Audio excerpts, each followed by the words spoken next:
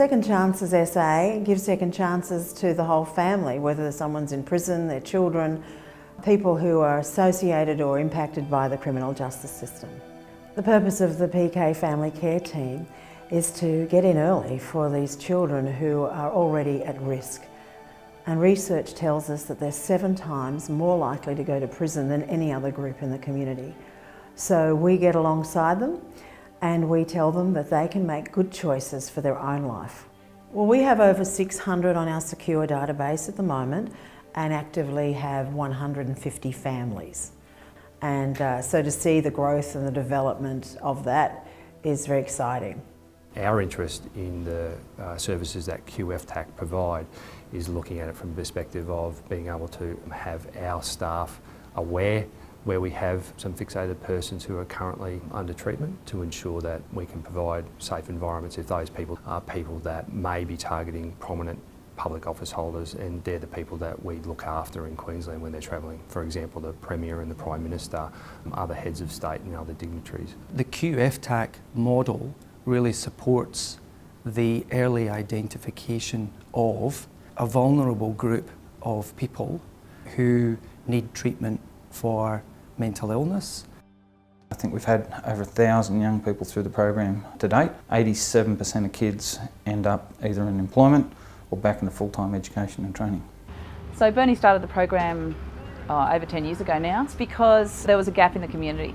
There was a gap between kids who didn't fit the mainstream system and those who were told they needed to be in education until they were 17. So they get kicked out of school at 14, 15, what do? They go on the streets, they cause trouble and they get themselves in a whole heap of strife. In February 2014 we had a particularly nasty murder in our area. I identified that we'd really let our members down, that we hadn't given them the tools or indeed the education in terms of risk identification and management. We met with Swinburne University of Technology and Forensic Care. We de-identified the entire data set for Victoria Police 2013-2014, and we gave the data to Professor Jim Ogliffe and Dr Troy McEwen, who put an algorithm over all that data, and the Victoria Police Screening Assessment for Family Violence Risk, or acronym VP SAFER instrument, was developed. It's a no-brainer. All the researchers say that early intervention works for this particular cohort. And so we've just got in there, rolled up our sleeves and decided that these kids are worth it. And we've seen the changes in their attitude, the changes in the caregivers. They realise that, oh, I'm not alone, struggling.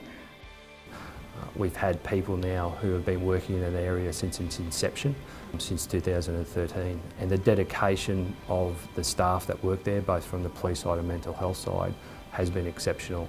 I mean, this was quite innovative to partner with academia, forensic mental health and of course police. So I was really proud of the partnership we built and the significance of working together, I think, to improve outcomes for victims.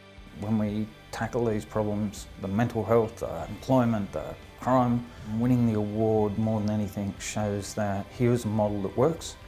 We want to see it in every community in Australia. Wherever you can get recognition when you're doing something special, take my hat off to the government for making the awards available. It's exciting opportunities.